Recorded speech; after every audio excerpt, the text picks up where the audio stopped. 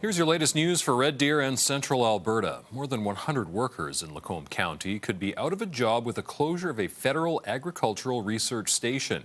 Agriculture and Agri-Food Canada announced it would close 3 research stations across the country, including one here in Alberta.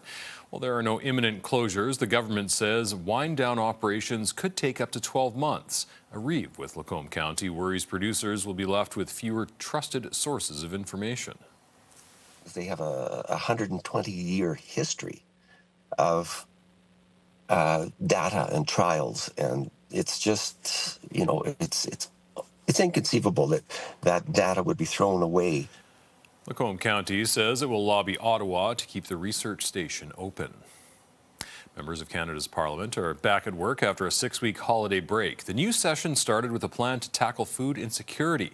The Prime Minister says he'll counter the high cost of groceries with a GST rebate for some 12 million Canadians. Here's CTV's Jacqueline Wilson.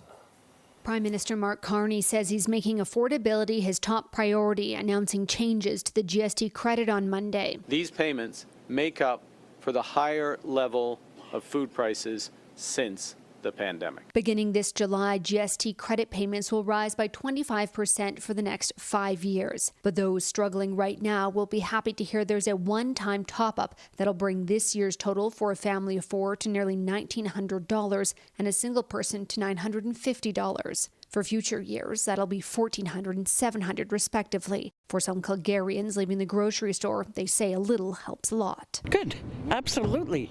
You can't go wrong with that. Well, that will help for a time. We'll have to keep on shopping and get all the deal you can get everywhere. The changes will help about 12 million low-income Canadians, though it might not be enough to ease demand at the food bank, which currently supports a record 900 households daily. And so certainly this quarterly payment that they'll receive with their GST rebate will be of some help.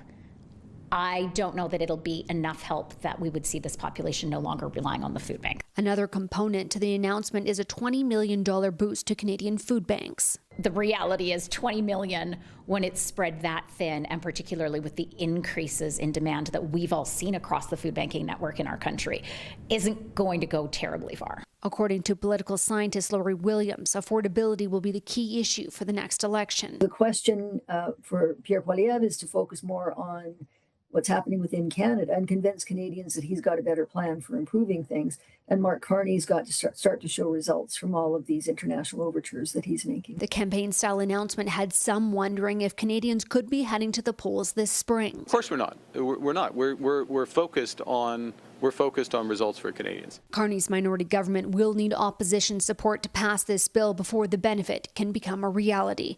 Jacqueline Wilson, CTV News, Calgary. A recall of select Pizza Pops products has been expanded. The Canadian Food Inspection Agency says the new products include 3 cheese, deluxe, pepperoni and bacon. The warning is for possible E. coli contamination. The first recall was sent out in December. Several people were hospitalized across 7 provinces. Recalled products should be thrown out or returned to the store. A complete list of affected products can be found on the government website. And if you'd like to watch any of these stories again, you can catch them on YouTube. Just search CTV News Red Deer.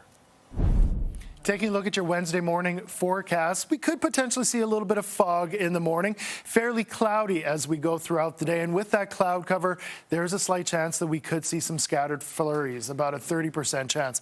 Temperature-wise, fairly close to average seasonal high. That's about -6. We are looking for a high of -5. And in the morning, we'll start off around -12. So again, slight chance of fog in the morning and a slight chance that we could see some scattered flurries. After that, we'll start to clear out a little bit. And we've got some warmer days to follow. Here's a closer look.